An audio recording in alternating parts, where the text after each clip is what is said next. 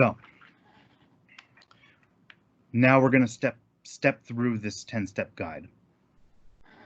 Pre-deployment steps. Again, make sure you and your family are safe. Again, if you smell gas and you can't stop this gas leak, don't deploy. Don't go to your staging area and be worried that your home is going to explode. Take care of the problem, help your family out, make sure they're safe before you do anything. Monitor your local neighborhood. If your neighborhood radio channel, if you turn your radio on and you hear people reporting in, yeah, I'm fine, my family's fine, no damage to my house, and you hear this over and over again, this is not a big deal. This is not necessarily going to mean that CERT needs to respond.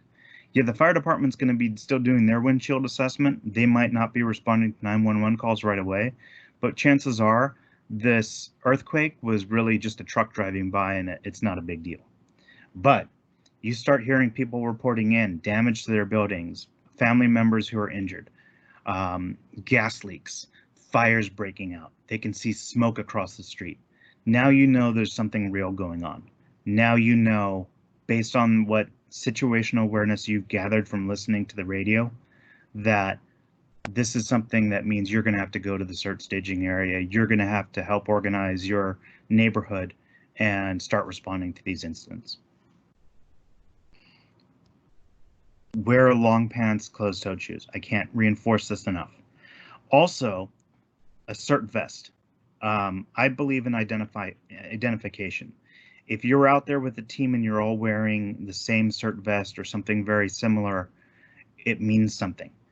People who are scared because this is the first earthquake they've been in, the power's out, they smell gas, something weird's going on, and they see random people walking around, they don't know if you're looters or an actual response team, but they see a group wearing the same gear, the same vests, at least, and it very clearly says Community Emergency Response Team on it. That at least gives them some sort of assurance that you're not there to rob them and take advantage of the situation. Helmet, goggles, N95 mask, and gloves. That should all be in your kit. And if it's not, you should really get that stuff. Now, I've been asked to include this slide for obvious reasons. Right now, we're in the middle of a pandemic. And the question is, what is CERT going to do during a disaster during this pandemic? And the answer really is, we're going to do what we've been trained to do. We're still going to organize and help our neighbors out. But we need to take a little bit of a step back and think about how to do this safely. Because again, we don't want to bring a victim to an incident. We don't want to get there and leave with something that we didn't arrive with, if you get my drift. The LA City Emergency Management Department is very worried about what's called an incident within an incident. And that's while the city is dealing with this pandemic, we have a major earthquake or a wildfire or something. And that is simply the reality. It very well may happen. We will get wildfires. We've had a lot of wildfires already. If anybody was on the call-out team, they can tell you about their last week and how many incidents they've had to report to and support. So this is something that we need to take into special consideration. And the reality is a lot of what we do already lines up with the CDC guidelines on how to respond or how to be safe during a respiratory viral pandemic. There's different kinds of masks out there. There's different kinds of PPE that you can wear to keep yourself safe. The N95 respirators are what we recommend because right after an earthquake, there's going to be a lot of dust in the air. That dust is toxic. That dust came from, deep within a house, or it could be smoke from something burning. That N95 mask is going to keep your lungs safe and keep that dust out. Same thing when you're around other people who might be sick, those N95 masks are going to offer some sort of level of protection from them. What we do need to keep in mind is while we're at the staging area, while we're around other people, if we don't have the N95 mask on, we need to wear a face covering. a procedural mask, or just some sort of bandana or the cloth masks that we've been wearing. That's standard now, and that's going to be the case. Keep social distance, keep physical distance away from others. Don't bunch up into that staging area. If it's a tent, we don't need 15 people in the pop-up tent crowding around that incident commander or the staging manager who's trying to respond to this. Additionally, and this tends to get missed, especially those goggles that you get in your CERT kit if you graduate and you get something, those are there to protect you. Yes, they look dorky. They look like a science class in middle school. But what happens is you're walking around and you get dust in your eye, and it could render you unable to respond. And so having eye protection is critical here. And that's the same thing when you're in the staging area or outside right after an earthquake. You want that protection for your eyes. Gloves. Leather gloves are going to protect your hands from debris. If you have to move something, something is sharp, something is hot, those leather gloves are going to be critical to being able to manage whatever is being thrown your way, except for medical. If you're doing first aid on someone, you want to have medical gloves, and that's going to protect you from their body fluids. The idea of universal precautions. It means body substance isolation. You keep what belongs to you, they keep what belongs to them, and don't let it mix. You don't want their blood mixing with your blood. You don't want their respiratory droplets mixing with your respiratory droplets. And so that kind of having the base layer, the medical gloves, and everybody, we're seeing this wrong a lot in the media right now. When you're working on a patient, those gloves are for that one patient. If you move to someone else, another victim, change the gloves if you can. Sometimes you won't be able to. The gloves, first and foremost, are to protect you from them, but also them from each other. And that brings us to what's called cross-contamination. If you have gloves on and you work on one person and you get blood on them, their blood, and then you go to someone else and you work on them, you're now transmitting their blood to the second patient's blood, or second patient. And if they're sick and you touch someone with bloody gloves, you can potentially carry that illness from one person to another. It's also the same thing. We did a drill last year or a couple years ago, medical treatment at the TARP, and we had a box of supplies, or a bag of supplies. I went through it and I found moulage in that bag of supplies. And that's because somebody was working on a victim, walked over with their bloody hands and stuck their hands into the clean, sterile supplies and cross-contaminated them. Don't do that. Take your gloves off when you're doing anything else. I don't know if I can say much more about that, and it's not really the purpose of this presentation. Just be conscious. If you have something on your hands that does not belong to you, take off your gloves so you don't give it to someone else. Certainly don't contaminate your supplies. All right. That slide over.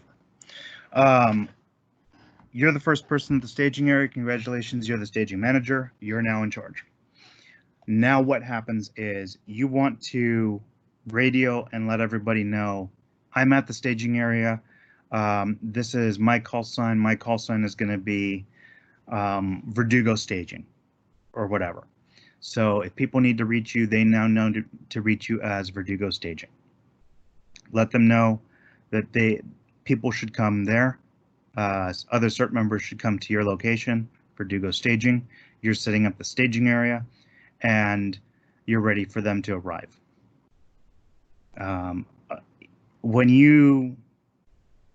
If you can at all possible, go with other CERT members. Hopefully there's other people on your block who are CERT trained. Meet up with them first and go in pairs or go as a group. If you can't, you're the only CERT person on your block or in your neighborhood, then go by yourself, but be careful.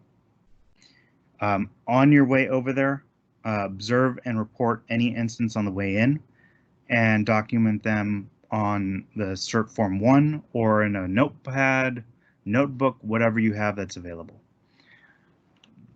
Once you get somebody there who can respond, they're going to be looking at these incidents to check them out and see how bad it is. So once you're at the staging area, start setting it up. You want to pull out Form 2, which is the CERT sign-in page, put it on a clipboard, and put out a pen so that people can sign in when they get there. Don't forget to sign in yourself. You're the first person there. You're the first person on that sign-in sheet. I hope that is pretty clear. Accountability is the key component of anything we do. We want to make sure that the people who arrived also leave. If you are going through your list and someone signed in and you can't find them because they left early or decided not to tell anybody that they went and did something, you're going to feel this sense of panic because you have someone that's unaccounted for and could possibly be hurt or worse. So when people sign in, they also need to sign out. Make sure that's very clear to them. There should be a sign-in time and a sign-out time. So you know, hey, this person was here from this time to this time, and then they had to leave, and we have accountability for them. As people radio in, as they're radioing in their incidents, as they're coming to the staging area, start documenting them. You want to look into these sooner than later, but we have an idea of what's going on out there already, just from people radioing them in. There will be less physically fit people who show up at your staging area and want to help. That is perfectly acceptable. It is something that we want to have happen. We don't want someone to say, oh, I'm an older person, I don't get around that well, I'm right next door to the staging area, I don't think I can do anything. Sure there is.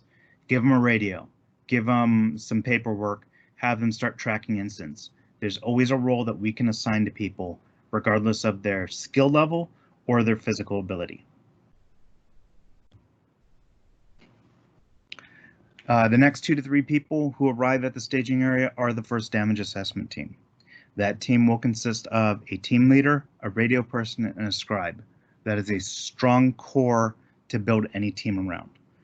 The team leader's duty is to maintain situational awareness and safety of their team members. They should not have the radio. They should not have the clipboard. They need to make sure the people with the radio and the clipboard are safe. And if you're talking on the radio or you're writing down notes on the clipboard, you're not looking around to make sure there's not a car coming that will take all of you out. And when you're deploying out as the damage assessment team, maintain some distance between the team leader and the radio operator and scribe. Because again, a car takes out your radio operator and scribe and you're standing within 2 feet of them or 6 feet of them, there's a good chance that the team leader is going to get taken out by that same car. Vice versa. Somebody takes out the team leader. If you're standing right next to that team leader, you're getting taken out too. Nobody can call for help. Nobody can tell the staging area that something has happened, and the staging area is going to wonder why they stopped reporting in.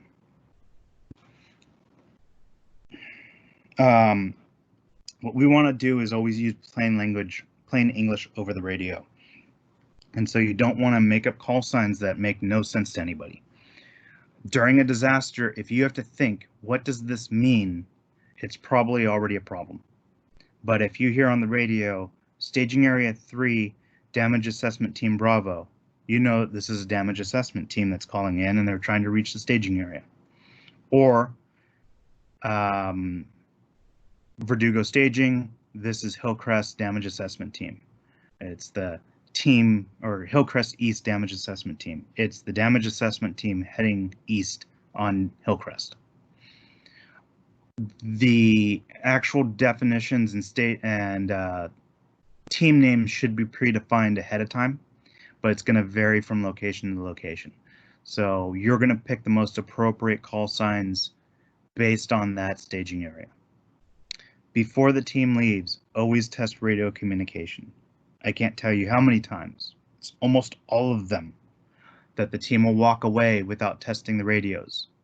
They get to the first incident and they try and reach the staging area and can't because they didn't test the radios. They don't know if it's now the radio's bad or they're on the wrong channel, but it's now too late to find that out. And now they're either going to have to go back to the staging area to report in the incident, or they're going to completely wing it, and the staging area is going to have no idea what this team is doing. So walk out about 10 feet, call the staging area responds back on the radio. Now you know your radios work. At least they worked when you left. What happens a mile out, that's anybody's guess. The teams need clear direction. So as the staging manager or whoever's doing the dispatching of the teams, you need to make it very clear exactly what the teams are doing, where they're going, what route they're taking, because this is information that the staging area needs to have as well. If you're saying go out 10 blocks straight and then zigzag back 5 blocks in each direction doing a grid search, then at least you know, okay, this is where that team is supposed to be at any given time, and hopefully they're going to report back on the radio every time they change direction. If you don't have radios, you can't go that far.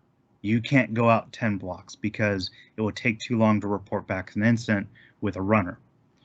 Effectively, without radios, you're probably going to be covering a 2-block radius. So the two-way radios are really critical. Your teams need to report in every 15 minutes. That way, you know that they're still alive, and they need to report in with their location. That way, you can update your map and know where the team was the last time they reported in. Also, they need to report every time they discover an incident and every time they change direction. That way, you know, okay, they went out 10 blocks and they took a left onto Burbank Avenue. Now I know I've got to push pin where that team was when they last reported in their time. And that radio communication is going to sound something like Staging Area 3, this is Hillcrest Damage Assessment Team. We're turning north onto Havenhurst. Or Staging Area 3, this is Hillcrest East DAT. We're 5 blocks north on Havenhurst and turning west on Davenport. Plain English, easy to understand, and staging area can update their location for your team.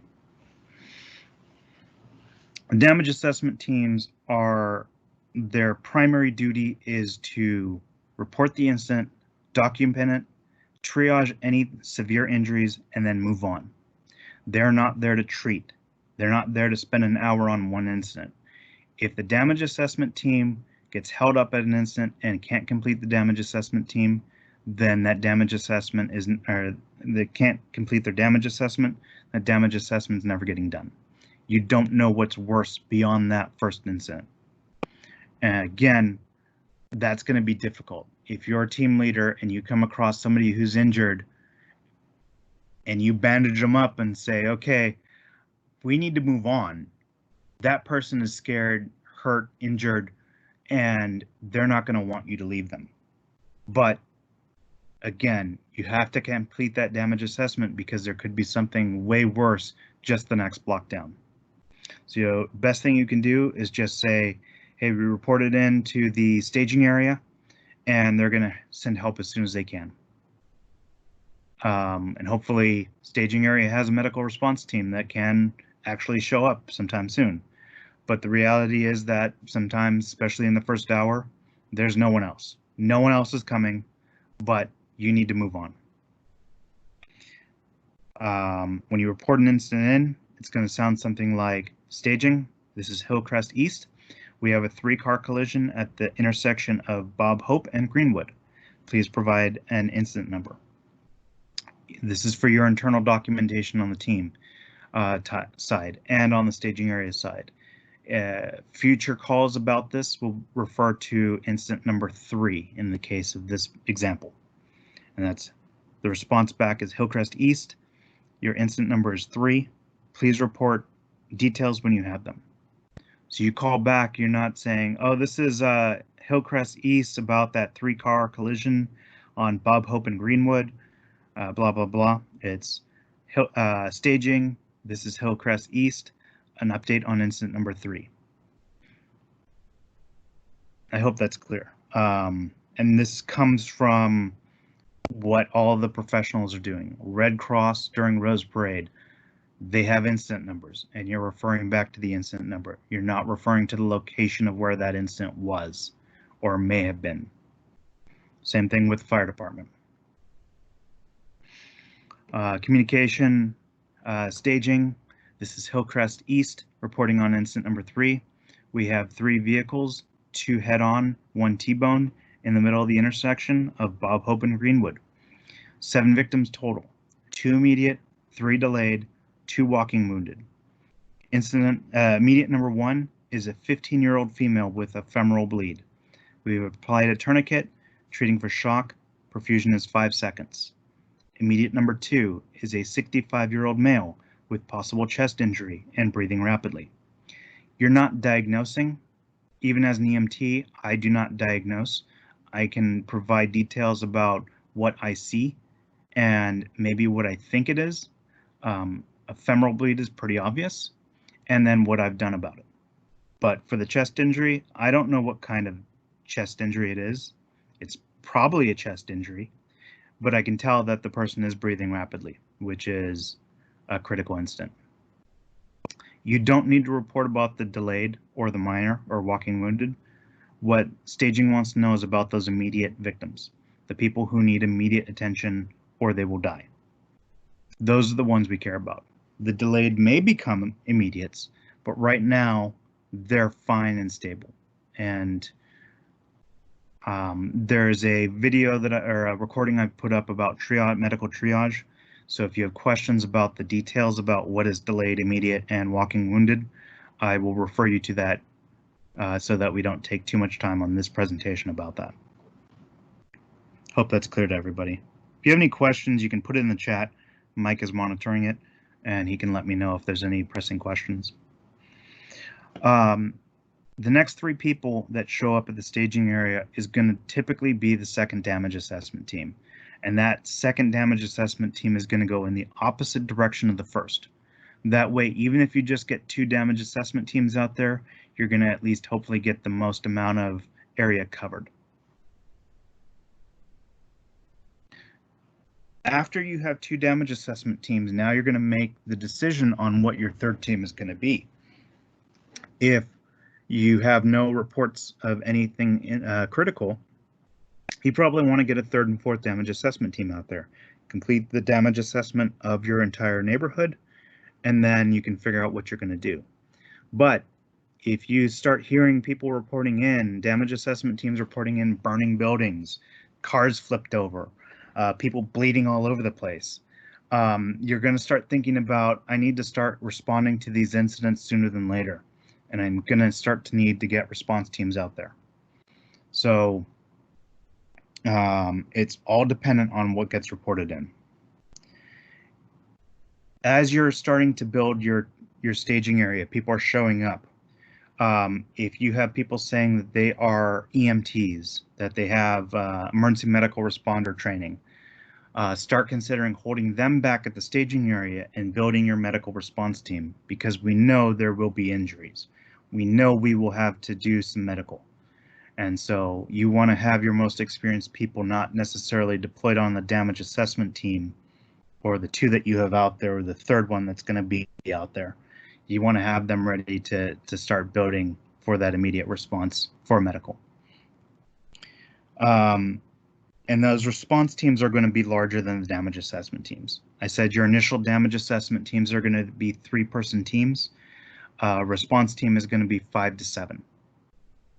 It's going to be that core, that team leader, the radio operator, and scribe. That's going to be universal.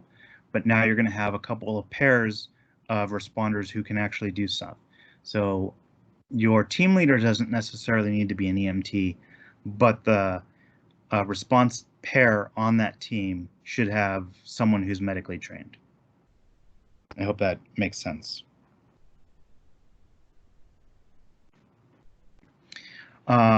This again, I mentioned we get hit with all the time. We want to get out there. We want to start doing good. We want to start helping our neighbors out. and then we forget to help build the staging area. When you're building your staging area, you need to keep a couple of core things that you need to start building. Your documentation, and that's volunteer registration. That's probably going to be the first position you staff. Someone who's there to, as the volunteers show up, starts documenting who they are and putting them into teams. Then you don't have to worry about that as a staging manager. You can be tracking the instance out there, communicating with the teams, and making sure that they have reported in exactly what you need to know and where they need the help.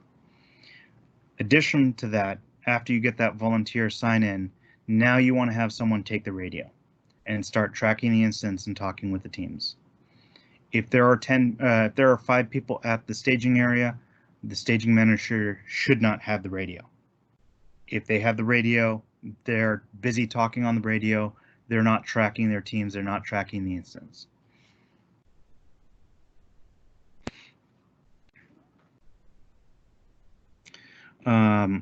There's a third aspect to this, and this is the idea of public gathering areas or family reunification areas.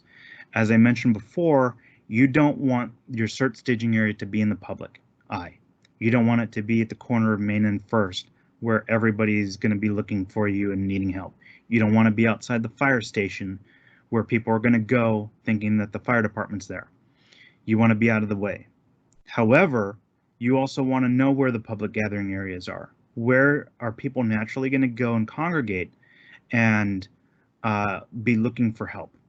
Send a couple of CERT volunteers there with radios so they can start talking to people, getting incident reports from the people who've gone there, and also to reassure them that there is something going on.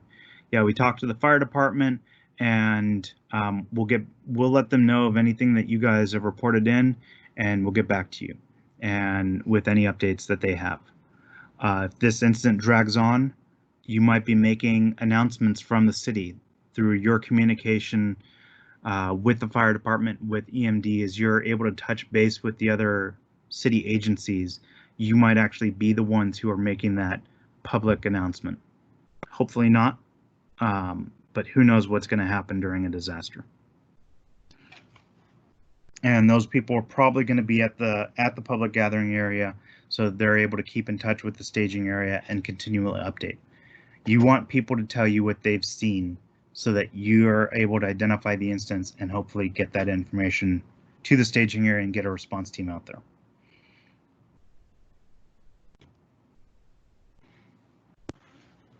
And as I talked about earlier, radio communication is going to be key here. But you don't want to have just one channel that all your radio communication is happening on. It will get overwhelmed, and a lot of times with minutia. So your teams should be talking to each other on their own channel.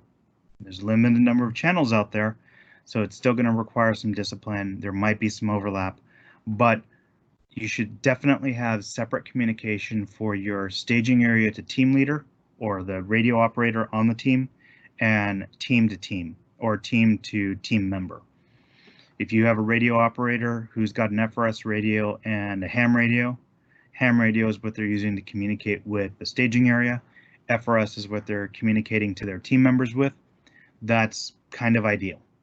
2 separate radios.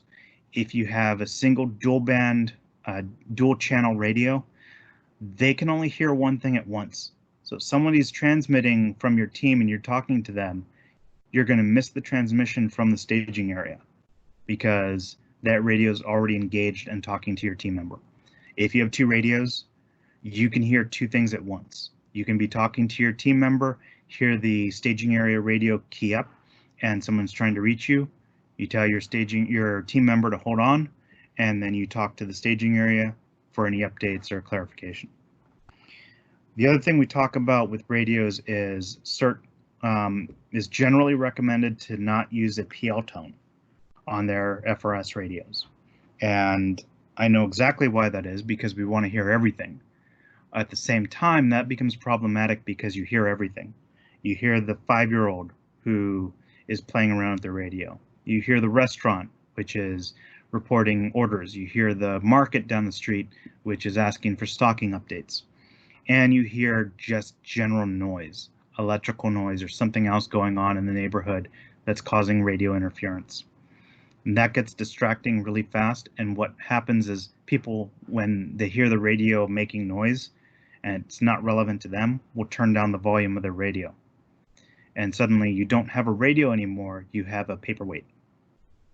So PL tones can be dangerous because if you're not set up right, you're not communicating with each other. This requires a little bit of practice, a little bit of training, and what we really want to see with these CERT deployments, neighborhood damage assessments, is field exercises where we go through this process, this 10-step list, and exercise this out, test our radios, make sure we can communicate, make sure they work properly, make sure we know what we're doing when we're changing the PL tone. Then hopefully your radio is fairly silent until you're actually being communicated to and you don't have to turn down the volume and miss everything. Step 10. The core of this is really, we want the staging areas to be able to let the fire department know what's going on out there. The plan that I've written out is that there will be a team that goes to the fire department's command post, and they're on radio. They're communicating with each of the staging areas and getting updates. They're asking for their most critical incidents. What do they have? Burning buildings, cars that have been flipped over, and we have trapped people in the vehicle. That's stuff that CERT can't handle. That's something we need the professionals for. Now, with that communication link, we have the staging areas talking to the command team. Command team lets the fire department know this is what we have. This is the location. This is how long ago it was reported in, and how bad the situation is. Fire department now can prioritize and say, okay, we can't deal with that. We can't deal with that. But we can maybe spare an RA who can go out and check on this one person or this immediate that you have over here.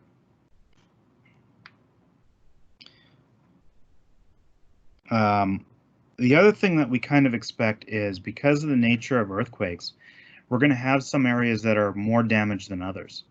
And so it might be possible that we have a CERT team that doesn't have a lot of incidents that they're reporting to, but they're surrounded by CERT teams that are completely inundated. And so the potential is, once we get the ball rolling, and this is hours after the original incident, we can get mutual aid between the CERT teams to help each other out. So next month, we're going to be doing our presentation on organizing and leading successful teams, kind of building upon what we talked about here. And we don't have a date for that yet. As soon as I know what date that's going to be, I'll let everybody know. Every Monday night at 7:15 p.m. we do a Zello radio net. And for those of you who don't know what Zello is, it's a closed radio network, two-way radio on our cell phones. We've been doing this for several months now, starting back in March, when this thing really went down and we stopped being able to meet in person. And so every Monday night we check in, and we have generally between 30 and 50 people checking in across the city and from outside the city. Now, I want to apologize to the East Coast people that are on this call, on this training. I will not be setting up Zello, our Zello accounts for you. We can talk about that later, but for the people who are in LA City and surrounding areas, the people who participate with the LAFD training, we can add you to our account. And that way you can participate. And we treat this as a two-way radio, following radio protocol, getting used to that push to talk, release to listen concept. And we don't want to treat it like a social media instant messenger. We're also using this for our CERT callout teams. They're able to report their location and communicate back when they've deployed or they're moving on to the next incident. And every fourth Wednesday of the month, we do CERT radio training. That was this last Wednesday, where we actually will give you scenarios and have you report them over the radio. And we'll build up to the point where we're able to hopefully start building a real confidence level, get you used to using the radio. And so when you're handed a LAFD radio or something expensive, you don't completely freeze up looking at this foreign object. Go, oh yeah, this is the exact same thing we've been doing with Zello. It's got a push to talk button. I push and hold, I start talking on the radio, and release to listen. It's the same thing we've been practicing. All right.